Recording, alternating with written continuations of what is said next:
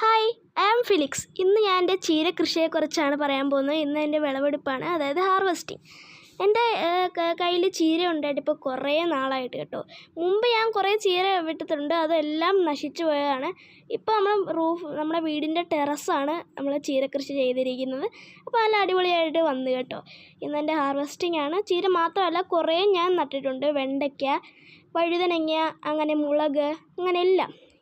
ഇന്ന് അതിൻ്റെ ഹാർവെസ്റ്റിംഗ് ആണ്. അതാണ്ട് നമ്മൾ ഓരോന്ന് നമ്മൾ വേരോട് പിഴുതെടുക്കുന്നില്ല, നമ്മളതിൻ്റെ അവിടെ വെച്ച് വെട്ടുന്നതേ ഉള്ളൂ.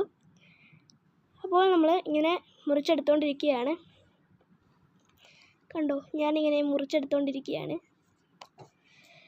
ഇന്ന് നമ്മൾ ഇതിൻ്റെ ചെയ്യാനുള്ള കാരണം എന്താണെന്ന് വെച്ചാൽ, ഇതിൽ പൂ പിടിക്കും, അപ്പോൾ അതിന് ടേസ്റ്റ് വരത്തില്ല എന്നാണ് പറയുന്നത്. അപ്പോൾ നമ്മൾ ഇന്ന് തന്നെ അങ്ങ് വെട്ടി. എങ്ങനെയുണ്ട് ഗായ്സ് എൻ്റെ ചീര?